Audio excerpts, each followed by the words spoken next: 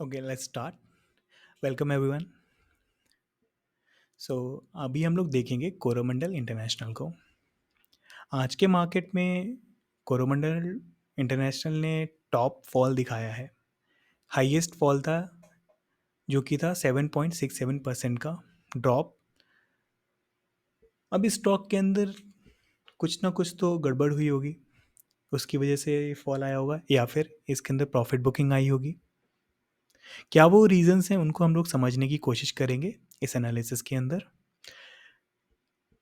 चलिए हमेशा की तरह हम लोग इसके अंदर फटाफट इसकी हिस्ट्री देखते हैं। देन उसके बाद हम लोग देखेंगे इसके अंदर इसके फंडामेंटल्स को। Then moving on to the हम लोग इसके टेक्निकल्स को चेकआउट करेंगे।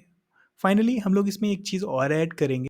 ओके, प्राइस फॉरकास्ट को ऐड करेंगे इसके अंदर कि एनालिस्ट के द्वारा क्या इसका फॉरकास्ट निकाला गया है।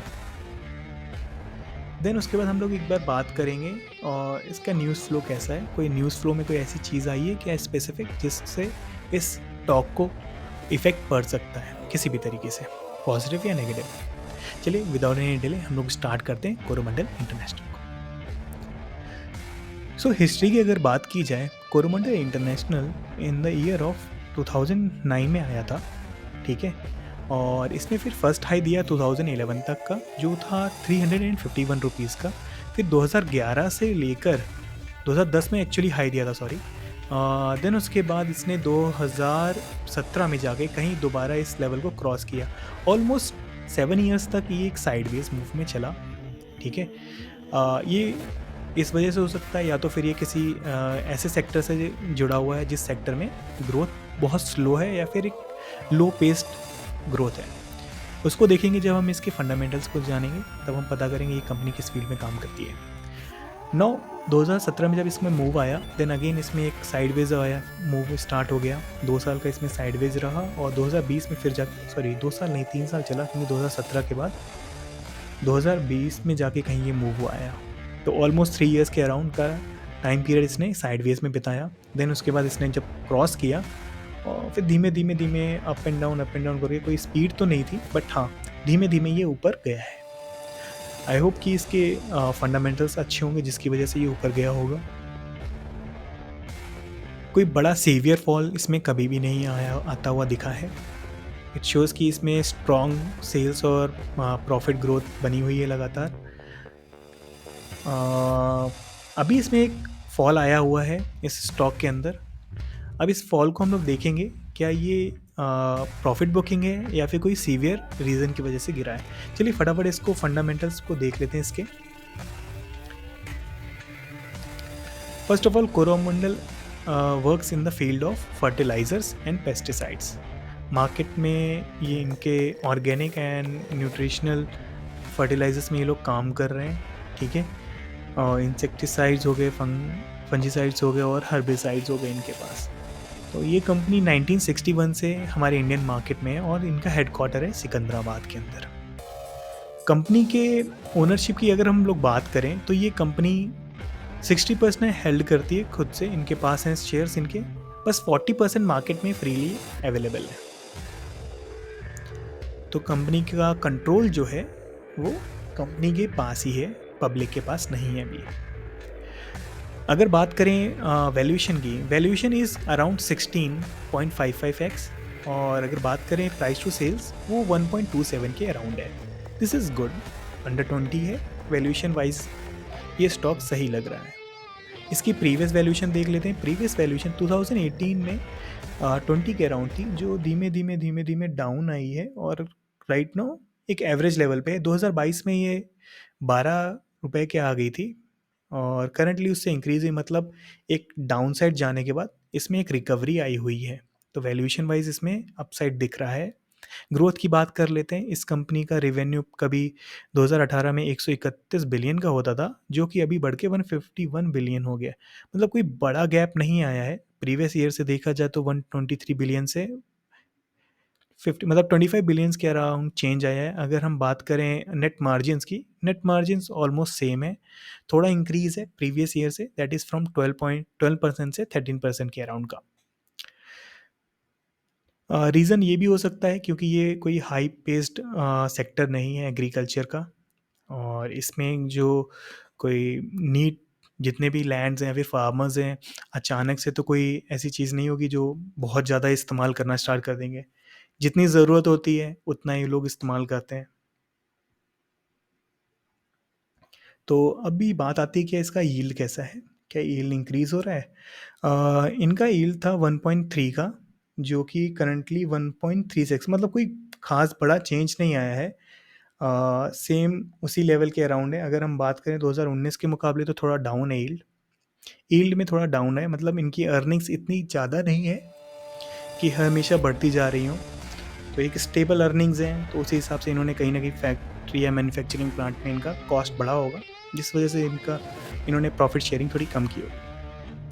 अदरवाइज़ अगर बात करते हैं इनके डेप्ट की, तो डेप्ट इनके जब 2018 में 29 बिलियंस थे, करंटली इनके सिर्फ 3 बिलियंस के हैं। फ्री कैश फ्लो थोड़ा कम है, but cash and cash equivalent इनके पास 14 बिलियन के पड़े हैं अभी इस समय, तो this is a good thing. Now बात कर लेते हैं फटाफट इसकी बुक वैल्यू की। वेरी इंपॉर्टेंट थिंग कि कंपनी अगर 1000 रुपये की है तो इसकी बुक वैल्यू क्या है? बुक वैल्यू की बात करें करंटली 307 रुपये, ठीक है। जैसे हमने देखा इसका 16x के अराउंड का पी था, तो 307 रुपये पे ये कंपनी अभी इसकी बुक वैल्यू है क्वार्टरली वाइज। और अगर बात करें मार्च पिछले साल की, तो 268 रुपीज़ के अराउंड थी, ठीक है। तो वैल्यूएशन वाइज तो कंपनी ग्रो भी कर रही है, आप देखेंगे बुक वैल्यू हर बार इंक्रीज़ कर रही है, मतलब कंपनी रिटर्न्स कमा रही है और बुक वैल्यू इंक्रीज़ हो रही है। और अगर बात करें प्रॉफिट्स की, क्वार्टरली वाइज बात करें, तो कंपनी ने अच्छा रिटर्न जनरेट कर रही है। ओके, थोड़ा सा फॉल आया था सितंबर वाले में आई थिंक, या जून वाले में थोड़ा डाउनफॉल आया था, और मार्च वाले में थोड़ा डाउनफॉल आया था। क्वार्टर ऑन क्वार्टर और ईयर, या फिर ईयर ऑन ईयर फॉल आया होगा रिटर्न्स में। एनुअली देख लेते हैं, एनुअल में अभी तक कितना इनका रिटर्न हो चुका है। टीटीएम पे इनका return, net income almost previous year की इनकम को क्रॉस कर चुकी है। ओके, तो 2 क्वार्टर में ऑलरेडी इन लोगों ने कवर कर लिया है। अब देखने वाली बात है कि थर्ड क्वार्टर और फोर्थ क्वार्टर में इनकी अर्निंग कैसी होती है। तो बहुत ही स्टेबल कंपनी है, कोई ज़्यादा एक्सप्लोजिव रिटर्न्स और एक्सप्लोजिव शोज़ नहीं इसके अंदर दिख रहे हैं। फॉल का रीज़न आई थिंक इसमें प्रॉफिट बुकिंग होगा, स्पीड नहीं हो सकती है, या फिर इसकी फाइनेंशियल्स में थोड़ा चेंजमेंट आए होंगे। फाइनेंशियल्स की आई थिंक डेट क्या थी? ओके, आज ही फाइनेंशियल्स आए हैं। चलिए देख लेते हैं इसके फाइनेंशियल्स कैसे आए हैं। ओके, कोरोमंडल इंटरनेशनल ने अपना नेट पैट दिया हुआ है, PAT is girls to profit after tax. तो 2.31 बिलियंस का इनका कंसोलिडेटेड नेट पैट आया है, जो कि प्रीवियस ईयर आई थिंक 5.27 था। ओके हाँ, 5.27 बिलियंस है। और अगर बात करें इनके रेवेन्यू की, रेवेन्यू इन्होंने शो किया है 54.64, जो कि प्रीवियस ईयर में 83.1 बिलियंस था। तो मतलब दोनों ही फ्रंट पे डाउनफॉल आया है, जिसकी वजह से मार्केट ने उसको, उस चीज़ को रिस्पेक्ट करते हुए जो फॉल आया है इनके प्रॉफिट्स में, वो चीज़ मार्केट में रिप्रेजेंट हो गई है, वो क्लियरली दिख रही है कि जिसकी वजह से इसमें अच्छा फॉल आया है। अब देखने वाली बात यह है कि कोई अच्छा कोई लेवल है जहाँ पे इसमें एंट्री ली जा सकती है। अगर कोई अच्छा फॉर्मेशन बनता है तो उसको देखते हैं। ओके, मार्केट में अभी जब ये फॉल आया है तो एक एंट्री लेवल है 1032 से 1058, जिसके अंदर इसमें क्लोजिंग दिया है आज इसने नीचे की तरफ जाके 200 मूविंग एवरेज को भी इसने टच किया, क्रॉस किया है। तो एक सपोर्ट मिला है इसको, इस लेवल को ये सब अगर रिस्पेक्ट करेगा तो यहीं से वापस जाएगा। और जितने भी हमारे ACT टूल यूज़र्स हैं उनको यहाँ पे एक इंडिकेटर और आज ही एक अलर्ट भी आई होगी, अगर उन्होंने इस स्टॉक के ऊपर अलर्ट लगाई होगी। आप लोग ऑटोमेटिक अलर्ट्स को लगा सकते हैं, जैसे ही इसमें यहाँ से मूव स्टार्ट होगा तो आप उस पे भी ट्रेड कर सकते हैं। नाउ उसके बाद नेक्स्ट सपोर्ट की अगर हम बात करते हैं, तो हमें जो नेक्स्ट सपोर्ट मिल रहा है अच्छी क्वालिटी का, वो 947 के अराउंड है, ठीक है। और जो सबसे बेस्ट है वो समवेयर अराउंड 861 है। तो अगर ये कंटिन्यू रहता है और मार्केट में भी लगातार फॉल आता है तो हमें नीचे के लेवल मिल सकते हैं। वो लेवल कुछ ये हो सकते हैं। अगर मैं छोटे टाइम फ्रेम की बात करता हूँ 125 मिनट की, आइए देखते हैं, वहाँ पे भी कुछ ऐसा मिल रहा है हमको। तो अगर मैं 125 मिनट की बात करूँ तो उसके बाद हमारा 970 है और समवेयर अराउंड 930 हो गया। अगर बॉटम साइड की बात करूँ 900 के अराउंड के लेवल है, ठीक है। तो इन लेवल्स को आप लोग मार्क डाउन कर सकते हैं। जिनके पास ACT टूल है वो इन यहाँ पे इन लेवल्स पे अलर्ट्स भी लगा सकते हैं। इन फ्यूचर में जब भी स्टॉक अगर आएगा तो आपको अलर्ट आ जाएगी। सो this is all on Coromandel. आपको ये स्टॉक कैसा लगता है प्लीज़ आप कमेंट में हमें बताइए। इसके लिए आपके क्या व्यूज़ हैं, इस स्टॉक में क्या चीज़ें आपको अच्छी लगती हैं, आपके प्राइस टारगेट्स क्या है। अगर मैं बात करूं, इसमें मैं एक चीज़ आपको दिखा और देता हूं, इसके फॉरकास्ट क्या है। एनालिस्ट का फॉरकास्ट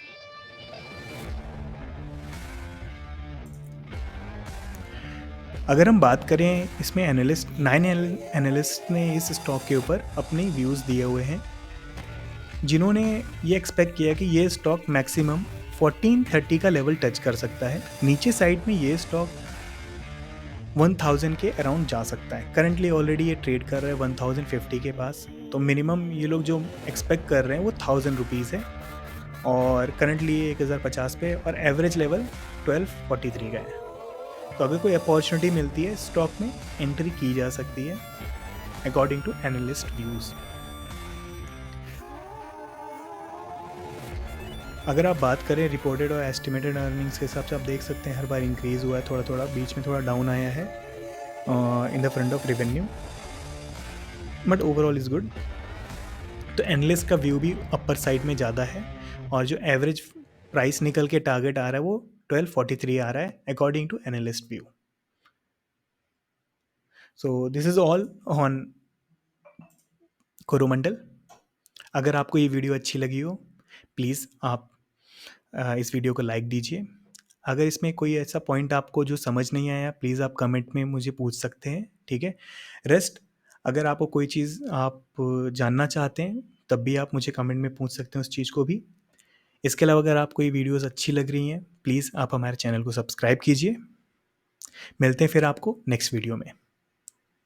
थैंक यू एवरीवन।